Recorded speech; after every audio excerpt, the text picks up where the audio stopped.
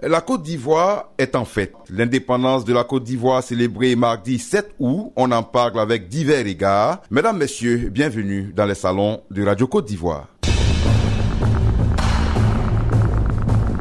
Les salons de Radio Côte d'Ivoire. Tous les dimanches à 10h10, Radio Côte d'Ivoire reçoit dans ses salons une personnalité ou une structure pour évoquer une question d'actualité. Les salons de Radio Côte d'Ivoire, un focus sur les questions d'actualité.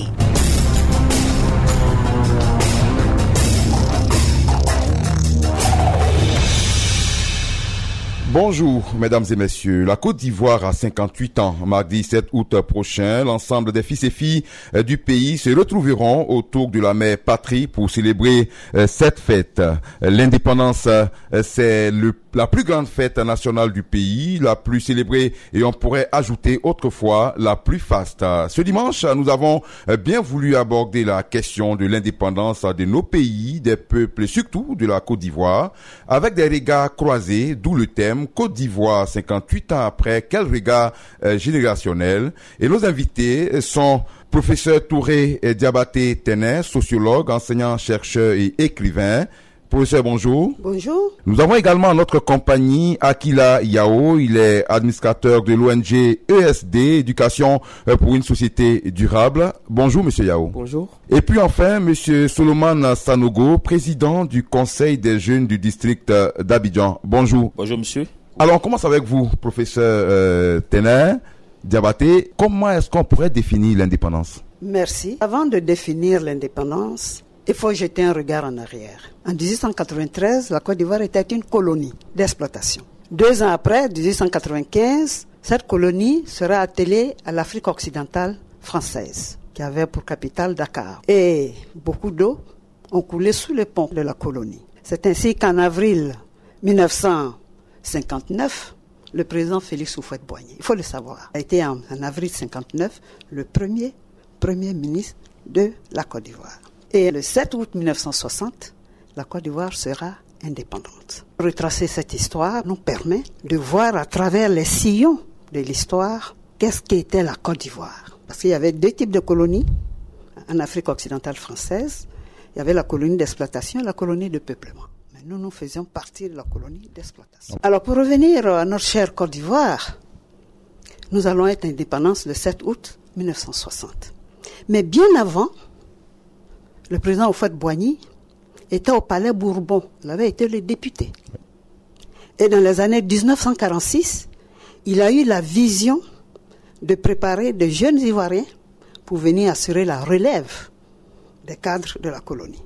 Et c'est ainsi qu'il y a eu les compagnons de l'aventure 1946 qui préparaient toutes les disciplines, des jeunes Ivoiriens de disciplines différentes, à la relève justement des cadres qui animaient à l'époque la colonie qui était la Côte d'Ivoire. Ce sont des notions très importantes à retenir, parce que vous allez voir à travers cette notion de vision d'un homme d'État, qui est le président Houphouët-Boigny, comment il a préparé la Côte d'Ivoire à relever le défi de l'indépendance politique avant d'arriver au développement économique et social de la Côte d'Ivoire. C'est très important de le savoir. Donc vous voyez que déjà, en termes de vision, on avait le développement du capital humain qui allait faire la relève après l'indépendance. Donc la notion de capital humain, au risque de me reporter, était importante. La notion d'État, mais aussi de nation. N'oublions pas que cette Côte d'Ivoire indépendante, politiquement, sera une nation indépendante avec près d'une 60aine d'ethnies, avec 4 grandes aires socio-culturelles, Akan, Krou, à l'époque c'était le groupe voltaïque, aujourd'hui de Langou, et puis les Mandés. 4 grandes aires. Et ce sont ces 4 grandes aires socio-culturelles qui vont composer ces 60aine d'ethnies. C'est important de retenir cela. Alors donc l'indépendance sera pour nous un outil d'émancipation des peuples à travers l'histoire. J'ai parlé de colonisation, de relève. Après la colonisation, c'est l'indépendance, mais il ne faut pas s'arrêter là. Comment assurer cette relève après le départ de la mère colonisatrice? C'était cela le défi des indépendances politiques à l'époque des années 1960. Il fallait relever ce défi.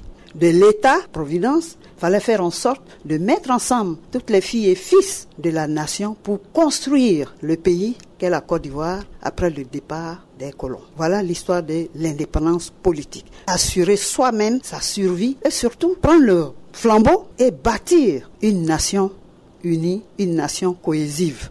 C'était cela le grand défi des indépendances à l'époque. Alors, on va peut-être préciser pour nos auditeurs la différence entre État et nation. C'est pas toujours évident. Alors, à la création, à l'indépendance, il fallait créer l'État de Côte d'Ivoire. Mais l'État de Côte d'Ivoire ne devait plus s'arrêter à cet État. Il fallait construire la nation ivoirienne. Pourquoi nation ivoirienne? Parce que la nation ivoirienne devait se reposer sur une soixantaine d'ethnies. Alors, vous voyez la diversité culturelle. Le rôle fondamental de l'État, c'était de faire en sorte que règne la paix, que règne la cohésion sociale entre ces différents groupes. Notre devise, union, discipline, travail. L'union qui fait la force d'une nation, discipline, avec tout le civisme qui accompagne l'État, et le travail qui fait la force, non seulement de l'État, mais aussi de la nation, pour assurer la vie de l'État. Ok. En tout cas, merci, professeur, pour ce cours d'histoire qui édifie plus d'un. Je vais me tourner vers deux plus jeunes que vous, certainement, qui vont se prononcer également. D'abord, monsieur Akila Yao. Vous êtes administrateur de l'ONG ESD. D'abord, c'est quoi ESD Éducation pour une société durable? C'est quoi votre leitmotiv? Le centre ESD, c'est un centre de formation à la citoyenneté. Donc, formation, documentation et formation aussi sur la citoyenneté et les droits de l'homme. En 2011, on s'est rendu compte que les jeunes ont été à la fois acteurs et victimes de la crise post-électorale. Et on s'est dit que si ces jeunes ont été acteurs et victimes de la crise post-électorale, c'est parce qu'ils ne connaissaient pas leurs droits et n'avaient pas assez d'informations sur le civisme. Tout à l'heure, le professeur parlait de ce qui a fait la force de la Côte d'Ivoire et nous croyons qu'il y a aussi le civisme et le respect des droits de l'homme qui n'auraient jamais dû quitter ce pays. Et nous disons qu'à chaque génération, il faut prendre son bâton de pèlerin pour essayer de rétablir ce qui a été renversé. Et c'est ce que nous essayons de faire à travers la formation des jeunes et aussi l'éducation politique. Parce que pour nous, c'est important que les jeunes s'engagent en politique. Mais pour s'engager en politique, il faut avoir tous les outils pour pouvoir faire de la politique de façon saine. Ok. Parlons maintenant de la célébration du 58e anniversaire de notre indépendance. Chez vous, les jeunes, ça représente quoi, ça, l'indépendance? Parce que généralement, les années passent, c'est plus la fête perd en substance. Est-ce que les jeunes ont encore cette fibre-là patriotique pour célébrer cette fête? Je pense que la question, ça serait, est-ce que on a donné aux jeunes d'avoir cette fibre-là de célébrer cette fête? Moi, je suis né après les années 90, donc vous voyez que c'est assez récent par rapport à certaines personnes, mais nous, quand on nous parle de la fête de l'indépendance, comment c'était célébré il y a des années en arrière, on est à la fois triste et on se dit pourquoi est-ce que nous on n'a pas la chance de revivre cela aussi. Moi personnellement je ne sais pas ce que c'est que la joie de fêter la fête de l'indépendance. Et c'est une explication. Je pense que si les premières années de l'indépendance, c'était célébré avec beaucoup de faste, c'est parce qu'il n'y avait pas encore eu un certain désenchantement. Et pour moi, le désenchantement est venu par peut-être de la fracture de la nation. Et pour redonner aux jeunes l'envie, ou pour donner aux jeunes l'envie de fêter la fête de l'indépendance, c'est de vraiment s'orienter dans une véritable construction de la nation avec des personnalités comme le professeur qui connaissent la sociologie de la Côte d'Ivoire et qu'on devrait mettre en premier rang pour pouvoir former et sensibiliser les jeunes sur l'importance d'une nation, sur l'importance de la célébration de la fête nationale, sur l'importance du drapeau. Et ça, c'est vraiment ce qu'on a perdu et qui ne donne pas envie aux jeunes de s'intéresser aux questions d'indépendance. Ok. On va se tourner maintenant vers quelqu'un qui prend une part active chaque année dans la célébration donc de la fête nationale. Monsieur Sanogo, vous êtes le président du Conseil des jeunes du district d'Abidjan. Vous êtes constamment aux côtés du gouverneur pour habiller, si on veut dire, Abidjan aux couleurs de la nation. Vous savez au moins ce que c'est. Vous participez activement à cette fête. Effectivement. Merci beaucoup pour l'occasion que vous me donnez. Lorsque le professeur tenait à dire la quintessence de ce que nous entendions concernant même la définition de cette notion, ça nous a replongé, je dirais, dans nos cours d'histoire. On avait peut-être une connaissance un peu plus floue, mais avec toute cette définition précise qu'elle a donnée, nous avons compris que sa place est très importante parmi nous. Donc nous sommes des générations différentes. On a de la chance de l'avoir avec nous. On a la chance de l'avoir avec nous et donc nous allons profiter au maximum de la source de son savoir pour pouvoir avancer dans cette émission.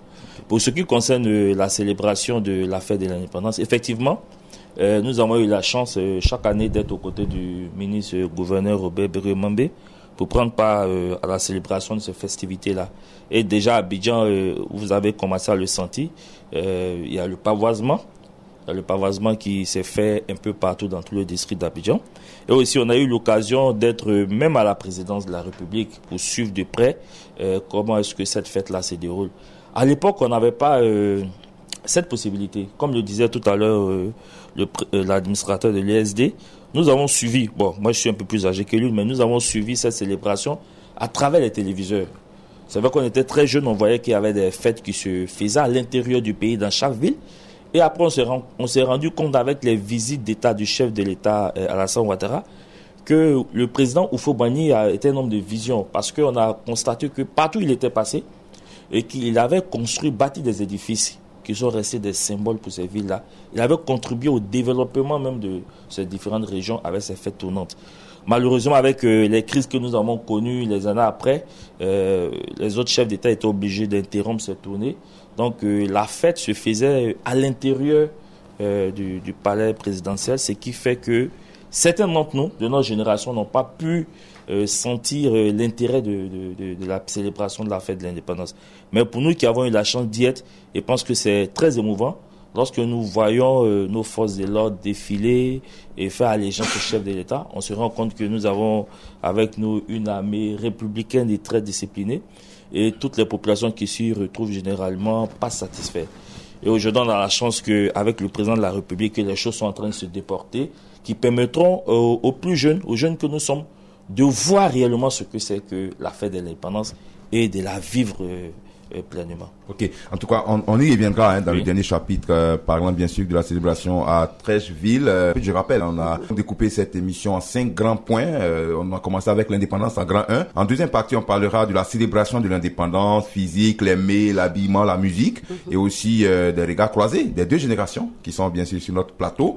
Et puis en 3, d'une génération à une autre, parlant de civisme, de cohésion sociale, de développement des régions, en cadre de l'indépendance aujourd'hui, avec la célébration à Trècheville, sur le boulevard Valéry Giscard d'Estaing, et puis les attentes et messages, la situation sociopolitique actuelle, et puis en 5 conclusions et perspectives. On revient donc avec vous, professeur Touré, pour clore ce chapitre 1 sur l'indépendance. Vous nous avez fait donc l'histoire de l'indépendance de la Côte d'Ivoire. On va juste rappeler que ça s'est passé en août, après des luttes, il y a eu en 58, il fallait voter, la Guinée a voté non, a pris tout de suite son indépendance. La Côte d'Ivoire préfère rester dans la communauté il y a eu plusieurs pays comme ça de l'Afrique de l'Ouest qui ont eu leur indépendance dans la même période, Burkina, Mali, Niger. Tout à fait. Alors, côté développement, qu'est-ce que cela a apporté à ces pays-là, notamment à la Côte d'Ivoire? Je vais vous rappeler 3 grands piliers du développement qu'a connu la Côte d'Ivoire à cette époque.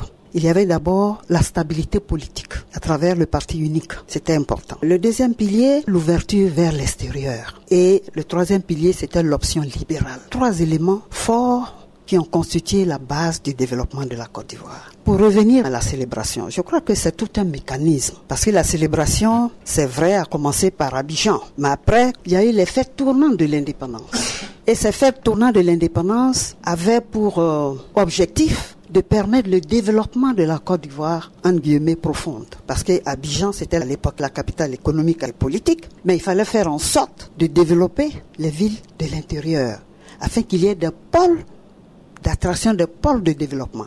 Et déjà, à cette époque, Abidjan drainait les migrations internes, qu'on appelle l'exode rural. Tout le monde voulait venir à Abidjan pour suivre le développement. Ça, c'est un élément important qu'il faut retenir. Donc, les fêtes tournantes de l'indépendance, c'est un élément fort du développement qu'on voulait mettre en place. Parce que cela permettait à chaque ville secondaire d'être un pôle de développement. C'est ainsi que vous avez certainement Abidjan. Après, vous allez avoir Bouaké en 64. Après 67, vous allez avoir Daloa. 75, ça me tombe comme ça dessus. Et 69, c'était Ma. 71, c'était Bandoukou. 75, c'était Dimokro. Et la dernière ville, c'était Katiola. Dans les années 1980, si ma mémoire est bonne. Mais c'était toute une préparation, mes jeunes gens. Comment on préparait la fête? Parce que chaque région avait son livre blanc. C'est-à-dire, on faisait en sorte d'écrire de quoi avons-nous besoin dans cette région. Voyez-vous? Et on avait un instrument, la caisse de soutien de stabilisation des prix de production agricole, CSSPPA, qui avait un budget spécial d'investissement et d'équipement qui prévoyait qu'est-ce qu'on allait faire dans ces villes. Il y avait toute une prévision à faire. Il y avait les plans quinquennaux. Je parle avec passion parce que c'était vraiment de la planification.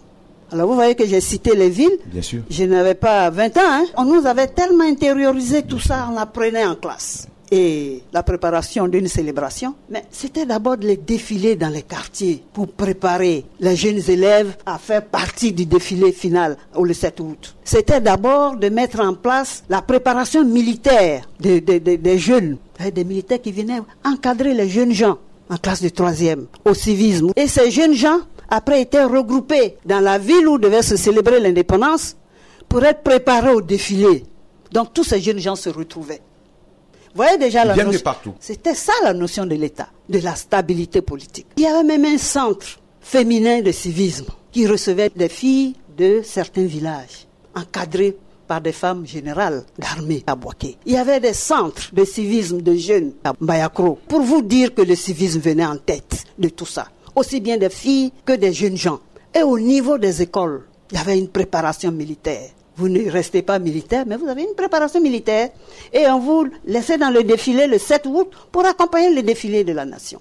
Et nous, les filles qui ne participons pas à la préparation militaire, on voyait nos jeunes frères faire la préparation militaire. On voyait nos grandes sœurs défiler, qui sortaient du centre féminin, qui n'étaient souvent analphabètes. Tenez cela. C'est-à-dire qu'on faisait venir ces femmes, ces filles des villages, elles recevaient une éducation civique, mais à travers une formation au métier de la puéricultrice, en passant par la couture, etc., etc. Et un autre élément important, c'était que la fête permettait la structuration de la ville. Il y avait un plan d'urbanisme directeur de chaque ville qui recevait la célébration. Donc ces villes étaient déjà préparées à être des communes plus tard. Si bien qu'en 1980, on parlait déjà de la démocratie à l'ivoirienne dans le cadre du parti unique. Vous voyez, ce sont des éléments essentiels qu'il faut retenir. C'est pour ça qu'aujourd'hui, quand je lis entre les lignes de l'étude prospective 2024, je retrouve cela. Et je dis aujourd'hui encore, on peut parler de redressement de la Côte d'Ivoire émergente. Parce que j'ai pu vous dire que nous avons vu cette Côte d'Ivoire industrielle. Prenez des régions comme Boaké, il y avait Gonfreville, qui avait pour matière première du coton, qui partait du nord en passant par le centre. Vous prenez Sotexi, c'était Dimokro. Vous prenez Cotivo, c'était Agboville. Quoi d'autre encore? La Côte d'Ivoire est industrielle. Vous prenez Tumodi, il y avait des unités de transformation de manioc. Vous prenez Beoumi, c'était des unités d'installation des fruits et légumes à travers des sociétés d'État comme la Sodefel, la société des fruits et légumes. Il y a eu tout ça en Côte d'Ivoire. La Côte d'Ivoire était au travail et la Côte d'Ivoire était civique parce que dans certaines écoles, il y avait des jardins potagers dans les années 62 déjà. 62, 63, où nous commencions le CP2 et autres. Il y avait les jardins potagers et on organisait des kermesses à la fin de chaque année scolaire. Et c'est les parents qui venaient acheter ces produits agricoles. Nous étions une Côte d'Ivoire en construction, certes, mais on savait que le pilier de notre économie, c'était l'agriculture. Et l'enfant, déjà à l'école primaire, touchait à la terre. Je peux m'arrêter là peut-être pour le... En tout cas, on en a eu beaucoup pour l'histoire. C'est vraiment bien sûr de bonnes leçons à retenir pour les générations actuelles et futures. Je vais me tourner d'ailleurs vers nos deux autres invités, notamment avec M. Sanogo Solomon. On a franchi le pas, on est rentré pratiquement dans la deuxième partie de cette fête qui est bien sûr la célébration de l'indépendance. Alors voilà des actions concrètes qui ont amené la Côte d'Ivoire vers bien sûr son développement économique avec ce qu'on appelait à l'époque le miracle ivoirien que peut-être nombre d'entre nous n'a pas eu la chance de vivre correctement. Mais aujourd'hui, l'indépendance, vous qui avez certainement aussi vécu cette fête côté vestimentaire, côté mets particulier, qu'est-ce que vous pouvez retenir de l'époque? Ces périodes fastes des célébrations d'indépendance, nous avons suivi les choses un peu de loin, mais concernant Abidjan, il n'y a pas de célébration particulière. Tout se passe au sein de la présidence de la République. Depuis quelques années. Depuis quelques années, c'est simplement des défilés militaires. Mais je pense qu'il y a 2, 3, 5 ans, si je me trompe, il y a certaines communes du district d'Abidjan qui ont commencé à célébrer la fête de l'indépendance au sein de leur commune. Cette année, c'est qu'il y aura une célébration à Songon, comme l'année dernière. Donc certains maires organisent des défilés où ils invitent toutes les communautés qui viennent avec leurs traditions, qui défilent avec ce qui les distingue des autres franges de la communauté, pour donner un aspect particulier à cette fête-là. Oui. À part ça, il y avait à Abidjan, il y a quelques années de cela, un concerto qui avait été le concerto de l'indépendance initié par le gouverneur qui a disparu. Mais je pense que c'est pour des problèmes de sécurité que les choses ont pris un coup. Oui. Mais ça risque de revenir. Nous sommes en train de faire ça rassemble des jeunes quand même. Effectivement, plusieurs milliers de jeunes qui se retrouvaient à la place de la République et ensuite au Carrefour Solibra. Mais pour des problèmes de sécurité, parce qu'il y a eu des agressions, des tentatives de viol. Et nous savons que notre gouverneur, le ministre Mambé, attache du prix à la sécurité et au calme dans le district d'Abidjan. Mais nous sommes en train de faire un plaidoyer pour que cette fête-là revienne et on verra qu'est-ce qu'on a à disposition à prendre pour que ça se passe dans des très bonnes conditions. Parlant du civisme, il y avait devant chaque appartement, chaque maison, le drapeau ivoirien. Je pense que nos parents encore étaient plus attachés au respect de la citoyenneté, du civisme, plus que nous. Aujourd'hui, c'est des faits rares, on ne trouve plus de drapeaux, même devant les entreprises. Il y a certains édifices nationaux, des institutions, on ne trouve pas de drapeaux. Et ça, il va falloir que nous, le ministre qui est en charge du civisme, puisse rencontrer ces responsables de ces entités-là pour leur faire comprendre que la fête ne doit pas passer inaperçue. Peut-être que lorsque ce message passera, nous aussi, on aura la force de pouvoir sensibiliser nos jeunes, nos frères, pour que dans les années à venir, et je pense que c'est ce qui va se faire très prochainement, que les fêtes-là aient un caractère national et que tout le monde se sente dedans. Oui. En tout cas, c'est bien noté. On va venir maintenant avec M. Yao, de l'ONG ESD. C'est vrai, on l'a tous noté, l'indépendance n'a plus la même faveur que par le passé. Qu'est-ce que ESD fait depuis ces temps pour redonner, bien sûr, le goût de la patrie à cette jeunesse et à la motiver à prendre part à ce genre de cérémonie? Nous pensons que le travail doit se faire dès la base. Si la fête de l'indépendance n'intéresse pas les jeunes, c'est parce que peu de jeunes ont des notions de civisme. Et peu de jeunes ont même des notions de citoyenneté. Parce que si tu ne te sens même pas citoyen d'une nation, tu ne te sens pas intégré dans une nation, il serait difficile pour toi d'appliquer le civisme. La fête de l'indépendance, c'est pas, ça va au-delà d'une fête ou d'une célébration. En fait, c'est la démonstration de la force et de la puissance d'un pays.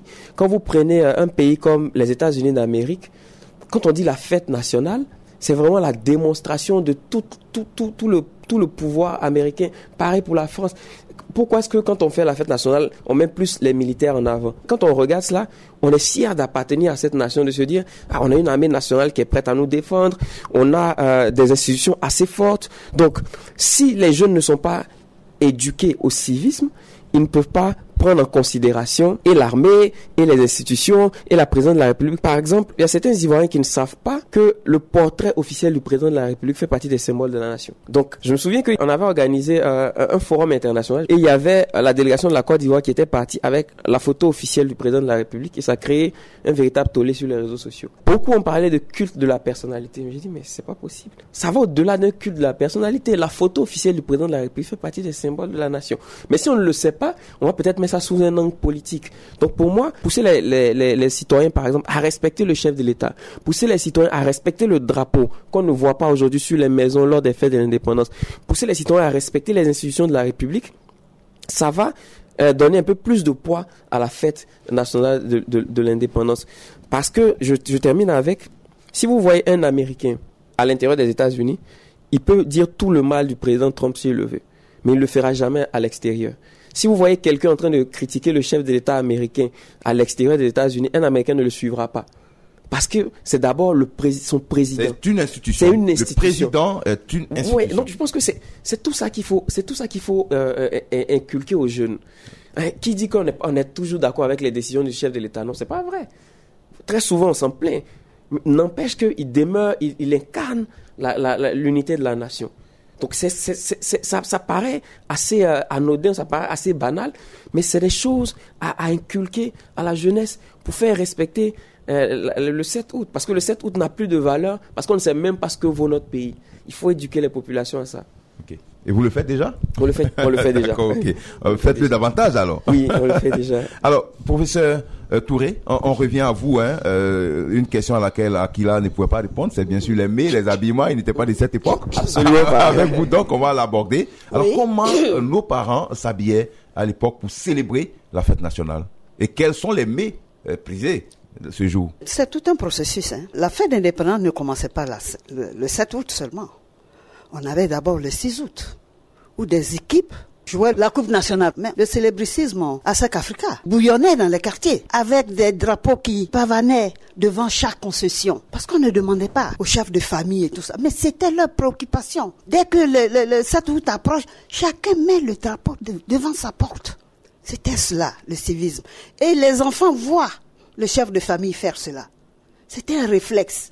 Donc déjà, le chef de famille investit dans sa famille, le civisme dans sa famille. Ça, c'est important.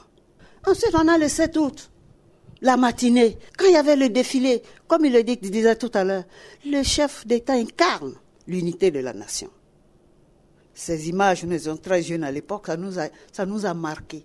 Il restait arrêté du premier rang du défilé jusqu'à la fin. Ouais. Il restait debout. Il restait debout, en l'honneur de la nation. Ça nous a marqué, en tout cas très jeune à l'époque. Et l'après-midi, qu'est-ce qui se passait? C'était l'après-midi pour célébrer la culture ivoirienne de toutes les régions. Vous aviez des aînés, paix à leur âme.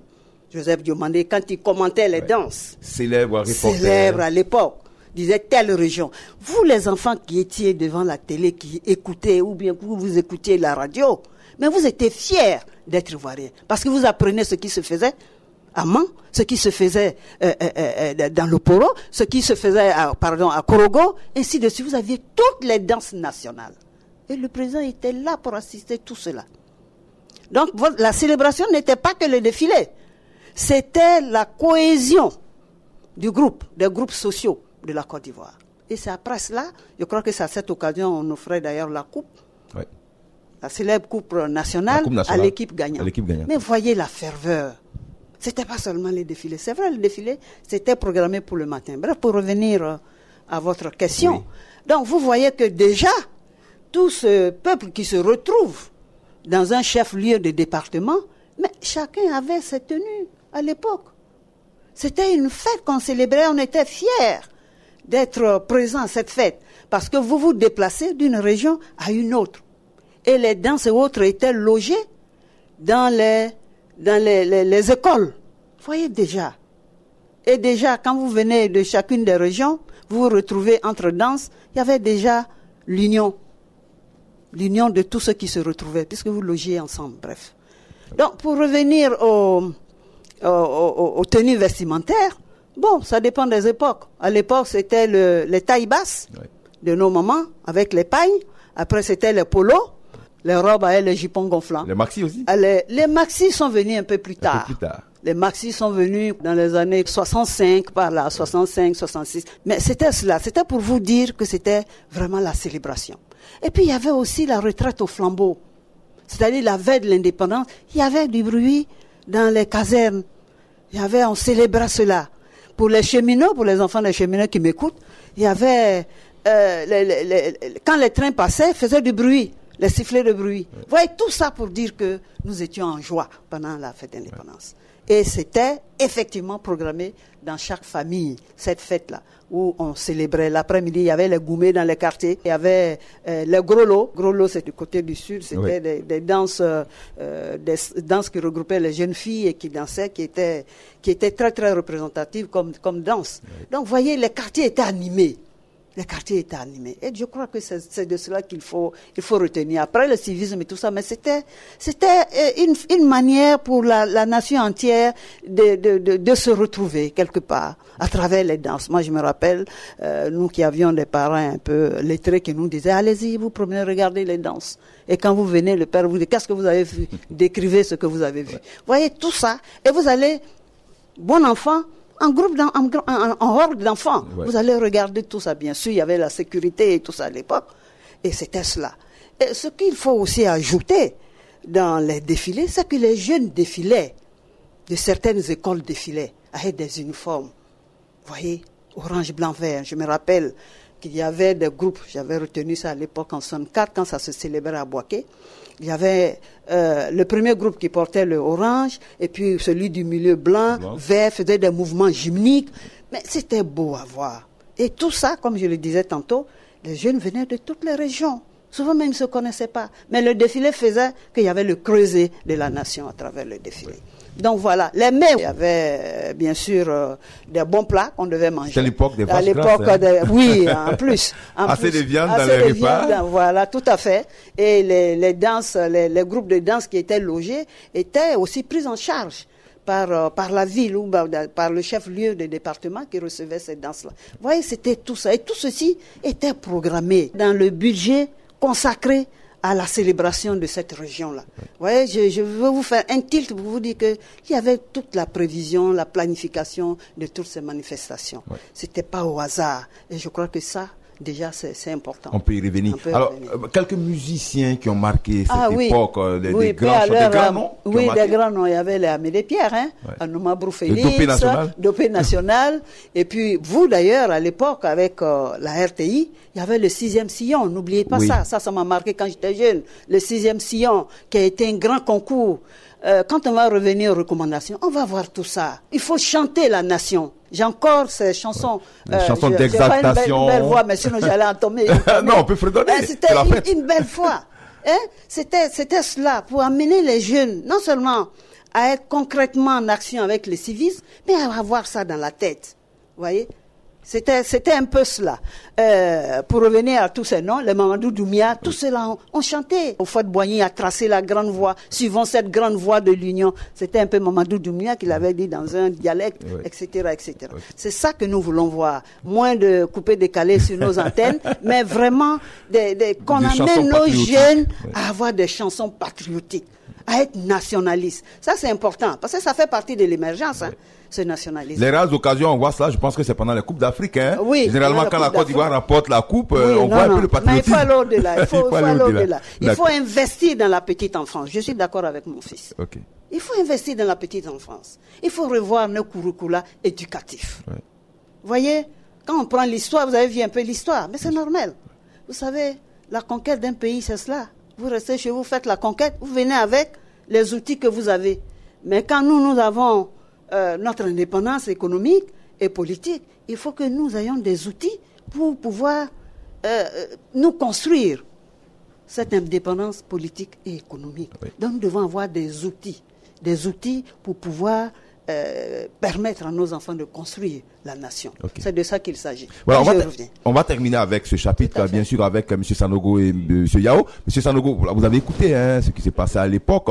Alors, pour un regard croisé, pour des regards croisés, vous aujourd'hui, qui n'avez pas connu ça, quels sont vos souhaits? Quels sont donc vos visions pour redonner vraiment cette fibre patriotique-là aux jeunes d'aujourd'hui? Mais il faut que la célébration de la fête de l'indépendance recouvre tout son sens, comme c'était à l'époque, comme elle a présenté la chose.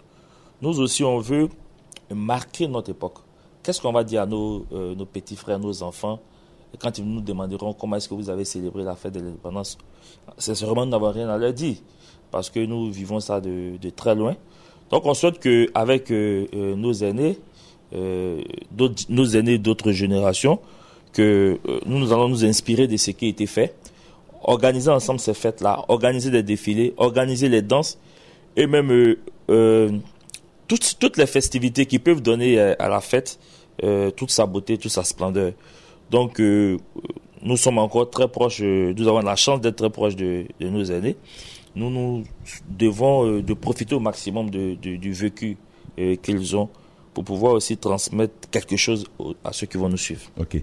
Avec vous, M. Yao, de l'ONG ESD. Alors, dans 2 ans, c'est les 60 ans de l'indépendance de la Côte d'Ivoire. Pourquoi pas peut-être tenter le coup pour revenir aux fondamentaux dont parlait tout à l'heure le professeur Touré à travers votre ONG, peut-être préparer cela minutieusement pour lui donner un caractère quand même assez spécial à ce 60aire-là de l'indépendance de la Côte d'Ivoire. Le professeur Téné avait parlé de prospective. Je pense qu'on ne doit pas attendre 2020 pour pouvoir préparer les 60 ans de l'indépendance. Pour moi, il faut déjà mettre en place un comité scientifique ou un comité de réflexion sur sur comment redonner de la valeur au fait de l'indépendance ou à la fête de l'indépendance de la Côte d'Ivoire. Et aussi, pour moi, on met en place ce comité-là, mais qui va nous préparer une fête de l'indépendance sur 3 jours. Comment est-ce que ces 3 jours-là devraient être scindés? On pourrait faire un premier jour où on va avoir des journées de réflexion, où des gens vont exposer sur les besoins de leur ville, sur comment est-ce qu'on peut améliorer la construction de la nation. Le deuxième, donc le 6 août, toujours garder le caractère sportif, mais au-delà de la fête nationale, ce serait peut-être d'organiser des petits tournois de quartier. Ça paraît assez banal, mais ça permet la cohésion. Tout ça pour la fête. Tout ça pour la fête. C'est-à-dire qu'il faut redonner à la fête son côté faste. Et ensuite, le dernier jour, c'est la démonstration de la puissance de la nation ivoirienne. Pourquoi est-ce que je le dis? C'est que si on se rend compte aujourd'hui que les jeunes n'ont plus cette fibre-là pour tout ce qui touche à la nation, c'est parce qu'ils sont habitués à écouter autre chose. Ils sont habitués à voir autre chose. Donc, si on commence tout de suite, je ne veux pas dire un matraquage médiatique, mais je pense que ça pourrait être ça l'expression, un matraquage médiatique. C'est ce qu'il faut. Parce que c'est pour la bonne cause d'ailleurs. Donc, je veux même pas, je vais garder ce mot, un matraquage médiatique pour permettre aux Ivoiriens de comprendre que le plus important, au-delà de toutes nos divergences, c'est le bien-être commun. Et le bien-être commun, on le retrouve dans la nation, à travers la nation. Et si vous voyez aujourd'hui que les Ivoiriens, aujourd'hui, il ne faut pas qu'on se voile, il y a plus de choses qui nous divisent qui nous unissent. Ouais. C'est justement parce que on a perdu de vue ce qu'on appelle le bien-être commun. Okay. Ouais, il y a certains qui se disent, si la Côte d'Ivoire brûle tant que moi j'arrive à me faire 1 million par mois, c'est pas mon problème. Alors qu'un pays où le rejet, la suspicion sont en normes ne peut pas prétendre une quelconque émergence. L'émergence, c'est vraiment la capacité d'un peuple à se faire confiance et à faire confiance en l'avenir. Okay. Donc c'est à nous de pouvoir inculquer ça dès à présent aux jeunes générations. La génération... En investissant les réseaux sociaux, c'est là qu'on les trouve. Oh, oui. C'est là qu'on les trouve généralement. Au-delà des réseaux sociaux, il faut même faire une véritable campagne pour permettre aux jeunes de regarder la télévision. Parce que sur les réseaux sociaux, on trouve de tout. On n'arrive pas à canaliser l'information. Ouais. Et ça fait que ça joue sur le subconscient des jeunes. Et aujourd'hui, il y a beaucoup de jeunes qui sont assez déformés par les réseaux sociaux. Je ne dis pas que les réseaux sociaux, c'est mauvais, mais bon, c'est assez neutre. Mais on a beaucoup de choses exactement. là-bas. De bonnes choses comme de mauvaises. Alors que on dit que la télévision fait partie des appareils idéologiques de l'État. Je suis d'accord. Ouais. Mais si cet appareil idéologique permet de pouvoir montrer la vraie idéologie de l'État, qui est de la nation, qui est le bien-être commun, tant mieux. Ouais. Donc pour moi, il est très important d'éduquer les jeunes et de commencer à préparer les 60 ans de la Côte d'Ivoire. Le professeur Touré, je rappelle que vous êtes sociologue et que vous êtes avec nous. On a beaucoup de chances de vous avoir. Partagez avec nous, bien sûr, votre expérience en la matière. On va célébrer cette année la fête à Treichville, mardi prochain, sur le boulevard Valéry Giscard d'Estaing. Ça rejoint un peu vos vœux. On sort de la présidence de la République pour aller vers la population. Déjà, comment est-ce que vous entrevoyez, comment est-ce que vous accueillez cette information? C'est déjà une très bonne chose. Comme disait mon fils tout à l'heure, les perspectives 2024, il y a des scénarios qui vous disent la Côte d'Ivoire a un défi d'être meilleure. Voilà ce que nous devions d'être. Mais tout ce que nous avons dit là, de merveilleux, mais ça se trouve dans ce scénario. Pour que la Côte d'Ivoire soit une Côte d'Ivoire industrielle, prospère, il faut l'unité.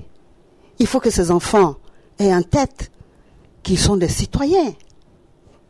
Le civisme doit être au top. La nation doit connaître la stabilité politique. C'est écrit, je n'invente pas. Et quand on fait ces prospectives, justement, ça nous donne une vision de la société que nous voulons avoir. À l'époque, dans les années 90, quand on a vu ces violences, nous l'avons prédit. On a dit attention, vous faites le lit des générations violentes. Aujourd'hui encore, on a des petites séquelles. Vous êtes au marché sur le pied de quelqu'un, ça s'enflamme. À l'époque, on ne connaissait pas ça. Dans les villes, nous étions dans des familles qui recevaient des enfants de tous horizons. Ça apprend vous demain, vous venez d'où? Quand on était dans le lycée, là. C'est aujourd'hui, devenu d'un certain âge, vous êtes de tel... mais je ne savais pas que tu étais... Tout à l'heure, vous m'avez suivi. J'étais en train de délayer le nom de certains techniciens de la radio. J'avais à peine 12 ans, mais leur nom m'est resté.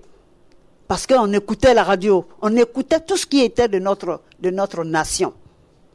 Je suis allé jusqu'au générique de certaines émissions. C'est pour vous dire. Et c'est ça. C'est ce que vous disiez tout à l'heure.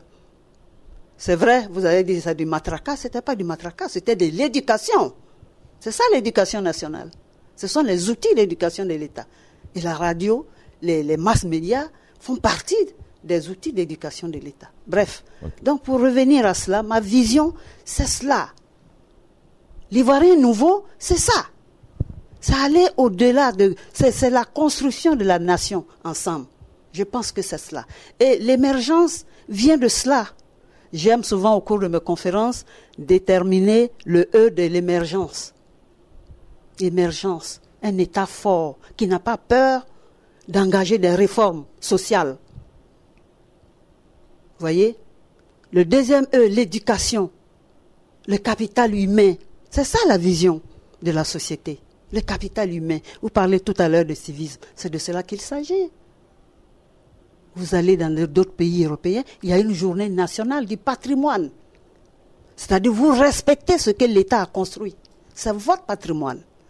Les autres pays, là, ils fêtent ça. Nous, quand on est mécontent, on commence par l'État. Eux, là-bas, là, non. Ils ont une journée nationale. Quel autre E? Le troisième E, l'éveil des consciences. Il faut que nous soyons consciencieux. Personne ne viendra construire la Côte d'Ivoire pour nous. Nous devions, c'est notre force. Nous devons unir nos forces pour construire la Côte d'Ivoire. L'épargne. N'hésitons pas à épargner. Cela va nous permettre d'avoir des classes moyennes pour épauler l'État. Parce qu'aujourd'hui, l'État ne peut pas tout faire. Vous voyez qu'on parle de plus en plus de secteur public et secteur privé. C'est un partenariat. Quatrième E, que c'est ça encore?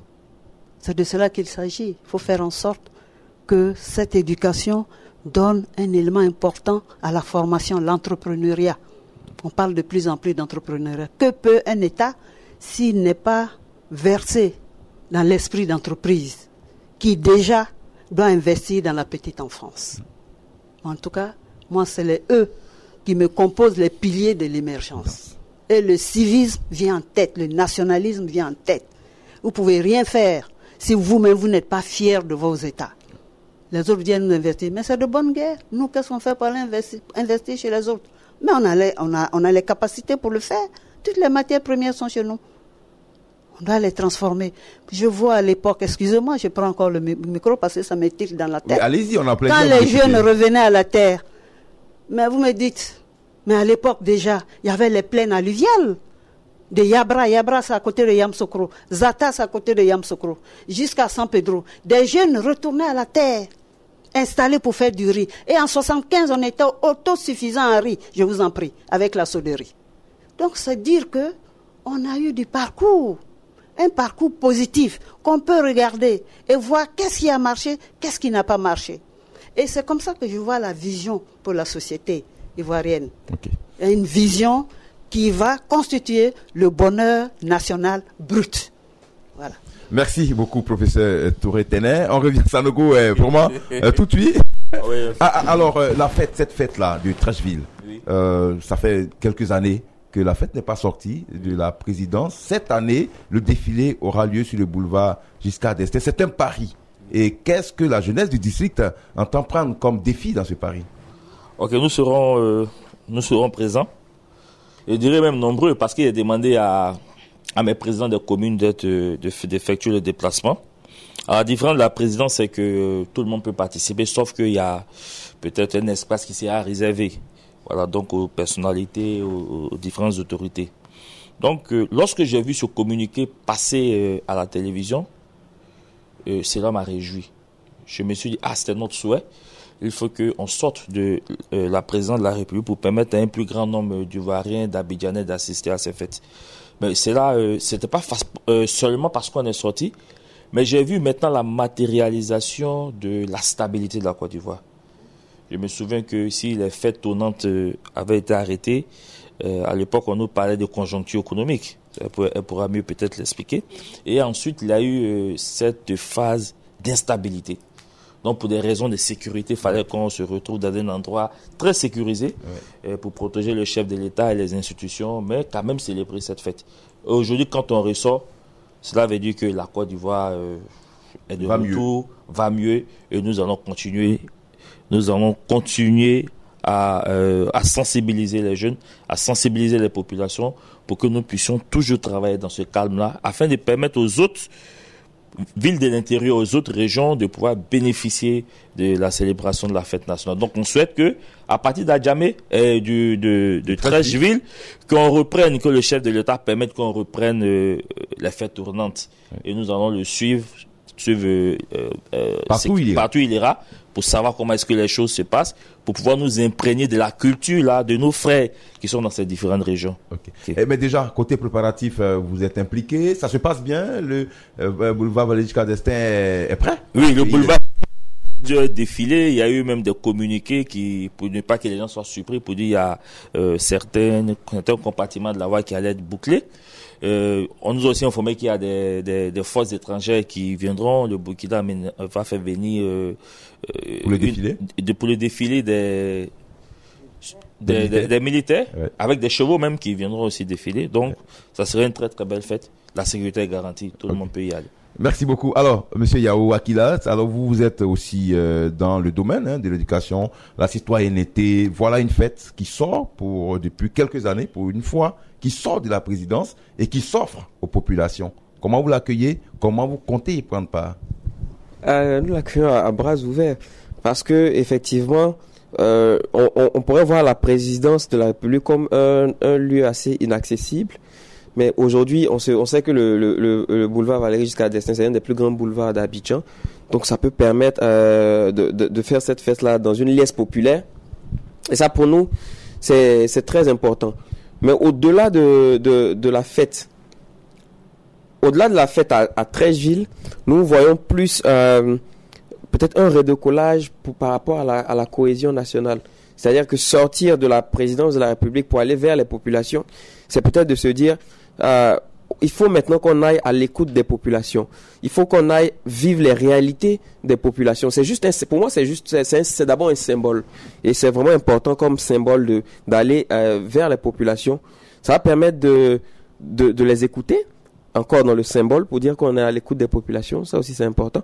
Mais nous espérons qu'au-delà de ce symbole-là, nous espérons vraiment que les préoccupations, les réalités des populations qui seront touchées du doigt seront prises en compte par les autorités, parce que il y va de la survie, il y va aussi de la construction de la nation. Ok, on va terminer, on n'a plus que 5 minutes pour boucler cette émission. Rapidement, un mot sur les messages forts qu'on entend ce jour de la célébration des 58 ans de la Côte d'Ivoire. Je fais allusion à la situation sociopolitique actuelle, que nul n'ignore, cette petite risque qui existe entre bien sûr les partis alliés d'hier. Alors quel message d'apaisement et de cohésion en cette période? Pour avoir écouté les jeunes gens, je voudrais dire que la célébration de cette fête aujourd'hui a toute son aisance. Pourquoi? Nous avons des communes, nous avons des régions. Je veux dire, il y a les collectivités territoriales qui ont cette possibilité, M. Sanogo l'a dit tout à l'heure, d'organiser ces fêtes-là.